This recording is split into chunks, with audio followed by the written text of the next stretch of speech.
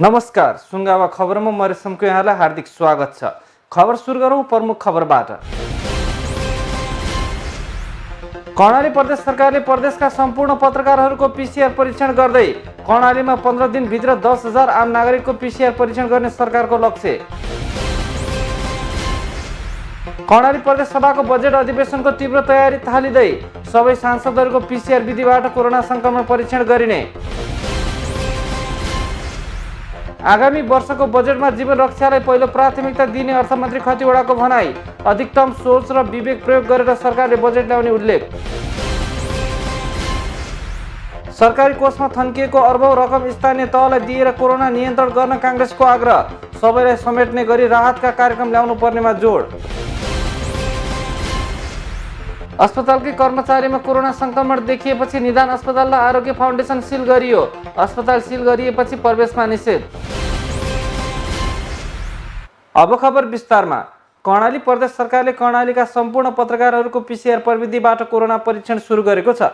Corona संक्रमणबाट पत्रकार पनि अछुतो नभएको पाइएपछि सामाजिक विकास मन्त्रालय र स्वास्थ्य सेवा कार्यालय सुर्खेतको समन्वयमा बुधबार सुर्खेतमा 43 जना पत्रकारहरूको परीक्षण गरिएको हो। 5 दिनभित्र 10 जिल्लामा कार्यरत पत्रकारहरूको पीसीआर परीक्षण गरिसक्ने कर्णाली सरकारका सामाजिक विकास मन्त्री दल रावले जानकारी दिनुभयो। कोरोना विरुद्धको लडाईँमा सञ्चारकर्मी पनि अग्रमोर्चामा हुने, सञ्चारकर्मी बढी प्रभावित हुने चाहिँ सम्भावना भएको हुनाले पनि हामीले कर्णाली प्रदेशभरिका सञ्चारकर्मीहरूको पनि टेस्ट गरिदिउँ भन्ने हामी निर्णय गर्यौँ। सोही अनुसार आज सुर्खेतबाट सुरु भएको छ।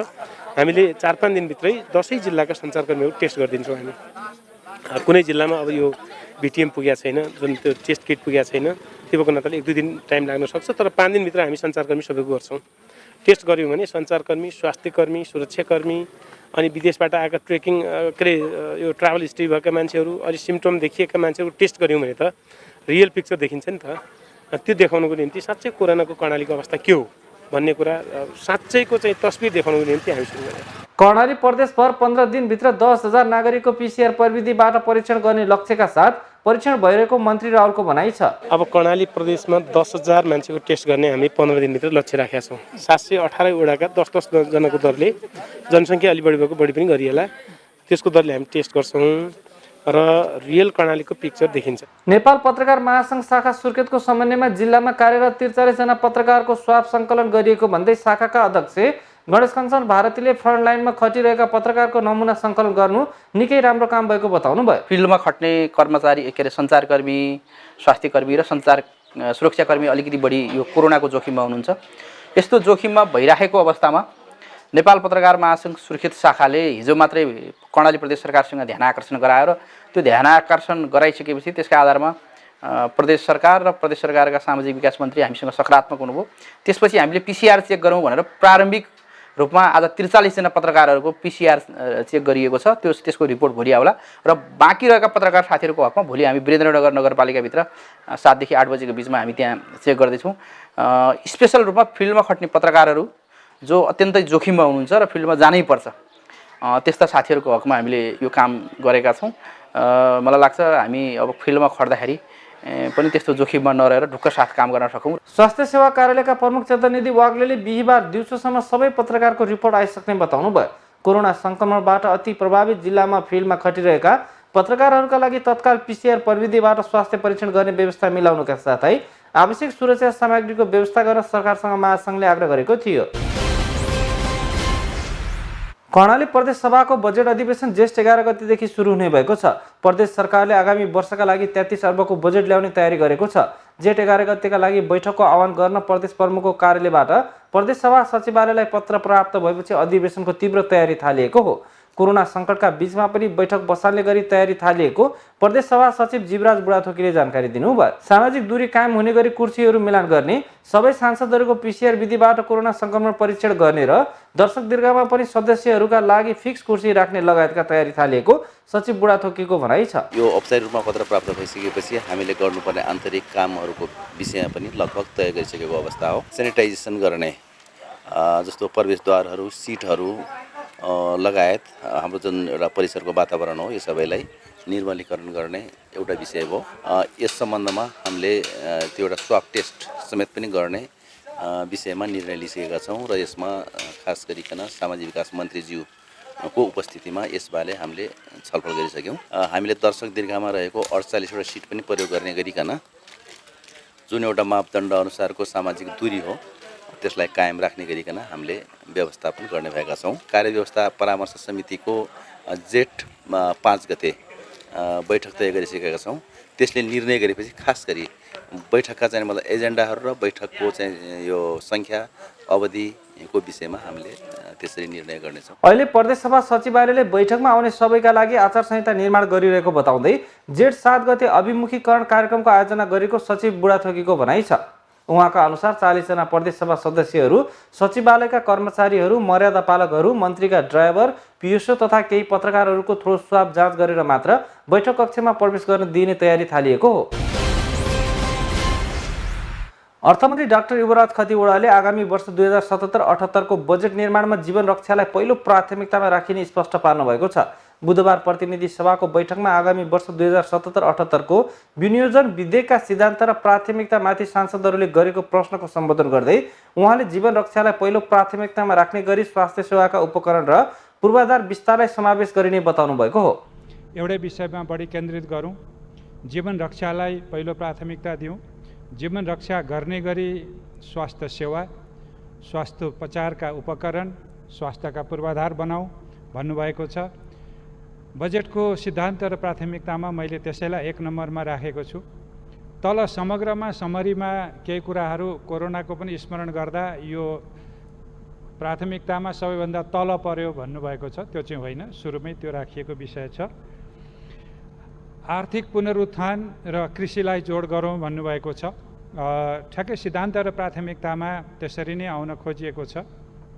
त्यसलाई मैले मान्य सदस्यज्यूहरूबाट प्राप्त सुझावलाई ध्यानमा राखेको छु र त्यसलाई बजेट निर्माण गर्दा प्राथमिकतामा राख्ने कुरा म यहाँहरूलाई आफ्नो प्रतिबद्धता राख्न पनि चाहन्छु। अधिकतम सोच र विवेक प्रयोग गरेर सरकारले बजेट ल्याएको भन्दै उहाँले सामाजिक न्यायमा आधारित समृद्धि सहितको समाजवादलाई स्वीकार गरिने बताउनु भयो। परम्परावादी बजेट आयो भन्ने सांसदहरूको टिप्पणीमा उहाँले टिप्पणी पनि परम्परागत नै आएको प्रतिक्रिया दिनुभयो। उहाँले स्थानीय पूर्वाधार साझेदारी कार्यक्रमका सम्बन्धमा संसदमा विभाजित मत आएकोले संसदले एकमत कायम गरी निर्देशन दिए, त्यसलाई सरकारले पालना गर्ने बताउनु भयो। अलिकति बजेटको सिद्धान्त र प्राथमिकता परम्परागत रहे भन्ने कुराहरू पनि आइरहेको छ। अनि यो चाहिँ टिप्पणी पनि परम्परागतै भइरहेछन्। जहिले जेसुकै ल्याए पनि बजेट परम्परागत भयो भन्ने चाहिँ परम्परा फेरि टिप्पणीमा पनि आइ नै रहेको छ। त्यसलाई मैले त्यही रूपमा पनि बुझेको छु। अलिकति छलफल स्थानीय पूर्वाधार साझेदारी कार्यक्रममा आएको छ। यसमा हामीले जति बहस गरे पनि हुन्छ, हामी बाँडिएका छौँ, संसदमा बाँडिएका छौँ। यसमा कुनै हामीलाई स्पष्ट नभएको केही पनि विषय छैन। यसमा मेरो धारणा के हो भने तपाईँहरूको समान धारणा आओस्, सबैको संसदको एकमत धारणा आओस्, त्यसको आधारबाट सरकारलाई निर्देशन होस्, सरकारले त्यसको पालना गर्छ। त्यस हिसाबले चाहिँ मैले यसलाई सुझाव आओस् र अझ एक किसिमले भन्यो भने सबैको एकमत भएर समान धारणा आओस् भन्ने मैले अनुरोध गर्न पनि चाहेँ। सीमा क्षेत्रमा रोगले पनि अतिक्रमित र सिमानामा पनि अतिक्रमण भएको बेला रोगको अतिक्रमण र सीमाको अतिक्रमणबाट बच्ने सन्दर्भमा प्रधानमन्त्रीले सर्वदलीय बैठक बोलाएकोले बैठकको निष्कर्षका आधारमा अर्थ मन्त्रालयले आफ्नो काम अघि बढाउने उहाँले स्पष्ट पार्नुभयो। उहाँले सीमा सुरक्षा, तारबार लगाउने लगायतका विषय सर्वदलीय छलफल र सहमतिको विषय भएकाले राष्ट्रिय छलफलले तय गरेको धारणा अनुसार मन्त्रालय अघि बढ्ने स्पष्ट पार्नुभयो। सीमा क्षेत्रमा अतिक्रमित मान्छेहरू अतिक्रमित, रोगले पनि अतिक्रमित र हामी सिमानामा पनि अतिक्रमित भएको अवस्थामा हामी यो रोगबाट सङ्क्रमित हुनबाट जोगिनको लागि हामीले कसरी सीमा व्यवस्थापन गर्ने भन्ने कुराहरू दुईटै पक्षबाट पनि हामीले हेर्नुपर्ने विषय छ।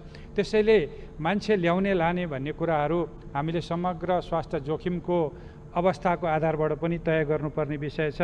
सम्माननीय प्रधानमन्त्रीले यी सबै विषयहरूमा सीमादेखि लिएर अरू सबै विषयमा छलफल गर्नलाई सर्वदलीय बैठकै बोलाइरहनु भएको छ। त्यसको निचोड जे हुन्छ त्यसको आधारबाट अर्थ मन्त्रालयले आफ्नो पाटोबाट गर्नुपर्ने काम अघि बढाउने नै छ। छलफलमा आएका राय सुझावलाई बजेट निर्माण गर्दा अधिकतम समावेश गरिने मन्त्री खतिवडाले प्रतिबद्धता जाहेर गर्नुभयो। प्रमुख प्रतिपक्षी दल नेपाली काङ्ग्रेसले सरकारी कोषमा थन्किएर बसेको अर्बौं रकम स्थानीय तहलाई दिएर कोरोना नियन्त्रणका लागि खर्च गर्न आग्रह गरेको छ। सरकारको विपद व्यवस्थापन कोषमा अर्बौं रकम जम्मा भए पनि कोरोना नियन्त्रणका लागि सरकारले खर्च गर्न नसकेको काङ्ग्रेसले जनाएको छ। कोषमा करिब 3 अर्ब रकम जम्मा भए पनि सरकारले कोरोना नियन्त्रणका लागि खर्च गर्न नसकेको काङ्ग्रेसका प्रवक्ता विश्वप्रकाश शर्माले बताउनुभयो। सरकारको कोषमा पहिल्यै पनि विपद व्यवस्थापन कोषमा 1.5 अरब रुपियाँ थियो। अहिले कोषको बारेमा विवरण खोजेर समाचार लेख्नुभयो भने करिबन 3 अरब रुपियाँ पुग्दै गरेको आकारको रकम जम्मा भएको छ। तर सिंहदरबारमा बस्ने सरकारले होइन, राहत बोकेर घरमा जाने कर्म स्थानीय सरकारको वडाध्यक्षहरूले गर्ने हो। तर स्थानीय सरकारहरूबाट विवरण पाउनुभयो भने केन्द्रको सरकारको ढुकुटीमा रहिरहेको रकम स्थानीय सरकारले राहतको लागि दिनु भनेर अहिले पनि रकम पुगिसकेको छैन।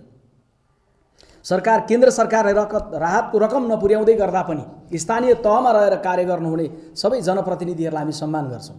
अहिले श्रमिक, विद्यार्थी र बेरोजगारहरू जस्तै विभिन्न पेसा व्यवसायका व्यक्तिहरू पनि समस्यामा रहेकोले सबैलाई समेट्ने गरी राहतका कार्यक्रम ल्याउन पनि उहाँले आग्रह गर्नुभयो। विभिन्न देशमा अलपत्र परेका नागरिकको उद्धारका लागि गम्भीरता देखाउन पनि उहाँले सरकारलाई आग्रह गर्नुभयो। रोजगारी गुमाएर आएका हजारौं नेपाली सिमानामा रोकिएर बसेको र केही नागरिकहरू लुकीछिपी नेपाल प्रवेश गरिरहेको तर्फ पनि काङ्ग्रेसले सरकारको ध्यानाकर्षण गराएको छ। विदेशमा रहेका नेपालीहरूको बारेमा सरकार संवेदना शून्य देखियो। लकडाउन भइसकेपछि करिबन 800 नेपाली धारचुलामा आएर एक अवधिको क्वारेन्टाइनको अवधि होइन, 2-3 अवधिको क्वारेन्टाइनको अवधिसम्म उहाँहरूले गुजार्नु पर्यो। एकातर्फ लकडाउन सुरु हुनु अगाडि 2 लाखभन्दा बढीको सङ्ख्यालाई अव्यवस्थित तरिकाले प्रवेश गर्न दिने, तर अर्कोतर्फ लकडाउन सुरु भइसकेपछि आएका सिमानाकामा आएर शरण देऊ, यो अप्ठ्यारो परेको बेला देशमा भन्दै गर्दाखेरि शरण नदिने कर्म सरकारले गर्नु गलत कर्म थियो। हामीले यो 50 दिनको सन्दर्भमा यो स्मरण गरेका छौँ। 50 दिनको समीक्षामा हामीले युएईबाट तिम्रो जहाज पठाऊ या तिम्रो आकाश उड्न देऊ, हामी तिम्रो नागरिक ल्याइदिन्छौँ भनेर युएईको सरकारले भनेको अभिव्यक्तिमा नेपाल सरकारले सुनवाई नगरेको कुरोलाई पनि स्मरण गरेका छौँ। सरकारले व्यवस्थित र विश्व सङ्गठनको मापदण्ड अनुसारको क्वारेन्टाइन निर्माण गर्न नसकेको, कोरोनासँग जुझ्नुपर्ने बेलामा प्रधानमन्त्री सत्ताको खेलमा लागेको शर्माले बताउनुभयो। प्रवक्ता शर्माले अहिलेको सरकारले नैतिक र राजनीतिक रूपमा शासन गर्ने अधिकार गुमाएको ठहर काङ्ग्रेसले गरेको बताउनुभयो। नेपाली भूमि कालापानी क्षेत्रबाट भारतीय सेनालाई फर्काउने विषयमा पनि काङ्ग्रेसले सरकारको ध्यानाकर्षण गराएको छ। क्वारेन्टाइनहरू यस बीचमा देशभरि जति बनेका छन् एउटा निश्चित मापदण्ड अनुकूल नरहेको हामीले विवरणहरू प्राप्त गरेका छौँ। क्वारेन्टाइन बनाउने भन्ने नाममा गोठ बनाए जस्तो गरेर नागरिकलाई अमानवीय ढङ्गले राखिनु अनि ती क्वारेन्टाइनहरूबाट अन्य प्रकारका रोगहरूको सङ्क्रमण फैलिनु अत्यन्त दुःखद विषय भएको छ, अमान्य विषय भएको छ यो 50 दिनको अवधिको बिचमा। साथै लकडाउनको अघिल्लो दिन स्थगित भएको एसईई परीक्षाको विषयमा अहिलेसम्म सरकारले केही नभन्दा विद्यार्थीहरू आफ्नो भविष्यप्रति चिन्तित भएको प्रवक्ता शर्माले बताउनुभयो। अस्पतालकै कर्मचारीमा कोरोना सङ्क्रमण देखिएपछि पुल्चोकमा रहेका निदान अस्पताल र आरोग्य फाउन्डेसन सिल गरिएको छ। अस्पतालमा कार्यरत एक कर्मचारीमा मङ्गलबार कोरोना सङ्क्रमण देखिएपछि बुधबार बिहानैबाट सिल गरिएको हो। अस्पताल सिल गरिएपछि कुनै पनि व्यक्तिलाई प्रवेश दिएको छैन। अस्पतालमा कार्यरत नर्समा मङ्गलबार कोरोना परीक्षण गरिएपछि पोजिटिभ देखिएको थियो। वैशाख 9 गते इटरी गएर वैशाख 29 गते इटरीबाट फर्किएकी ती नर्सको राष्ट्रिय विज्ञान प्रयोगशालामा स्वाब परीक्षण गरिएको थियो। 29 गते नै परीक्षणका लागि स्वाब सङ्कलन गरिए पनि रिपोर्ट मङ्गलबार राति मात्रै आएको थियो। स्वाब दिएर उनी घर पनि गएको बताइएको छ। इटरीबाट आउने क्रममा अस्पताल प्रशासनका एकजना कर्मचारी र एम्बुलेन्स चालकले उनलाई साँगाबाट लिएर आएका थिए। अहिले सङ्क्रमित नर्सलाई लिएर आउने प्रशासनका कर्मचारी र चालक अस्पतालभित्रै रहेको बताइएको छ। हवस् त आजका लागि सुनगावा खबर यति नै। जानु अघि प्रमुख खबरहरू पुनः एकपटक। कर्णाली प्रदेश सरकारले प्रदेशका सम्पूर्ण पत्रकारहरूको पीसीआर परीक्षण गर्दै कर्णालीमा 15 दिनभित्र 10,000 आम नागरिकको पीसीआर परीक्षण गर्ने सरकारको लक्ष्य। कर्णाली प्रदेश सभाको बजेट अधिवेशनको तीव्र तयारी थालिँदै सबै सांसदहरूको पीसीआर विधिबाट कोरोना सङ्क्रमण परीक्षण गरिने। आगामी वर्षको बजेटमा जीवन रक्षालाई पहिलो प्राथमिकता दिने अर्थमन्त्री खतिवडाको भनाई। अधिकतम सोच र विवेक प्रयोग गरेर सरकारले बजेट ल्याउने उल्लेख। सरकारी कोषमा थन्किएको अर्बौं रकम स्थानीय तहलाई दिएर कोरोना नियन्त्रण गर्न काङ्ग्रेसको आग्रह। सबैलाई समेट्ने गरी राहतका कार्यक्रम ल्याउनु पर्नेमा जोड। अस्पतालकै कर्मचारीमा कोरोना सङ्क्रमण देखिएपछि निदान अस्पताल र आरोग्य फाउन्डेसन सिल गरियो। अस्पताल सिल गरिएपछि प्रवेशमा निषेध। हवस् त अहिलेका लागि सुनगावा खबर सकिएको छ। यदि तपाईँसँग पनि कुनै सूचना अथवा घटनासँग सम्बन्धित खबरहरू भएमा हामीलाई खबर गर्न सक्नुहुनेछ। खबरका लागि सुनगावा टेलिभिजन वीरेन्द्रनगर 6 सुर्खेत। सम्पर्क टेलिफोन नम्बर 083 525 400। इमेलका लागि sungavatv@gmail.com। सुनगावा टेलिभिजन फेसबुक पेजमा पनि फलोअप गर्न सक्नुहुन्छ। साथै सुनगावा टेलिभिजन टाइप गरी युट्युबमा पनि हेर्न सक्नुहुनेछ। अहिलेका लागि सुनगावा खबरबाट सम्पूर्ण युनिट सहित म रेशम कुमार साई पनि बिदा हुन्छु। हस्त नमस्ते। सुनगावा टेलिभिजन हेर्दै गर्नुहोला।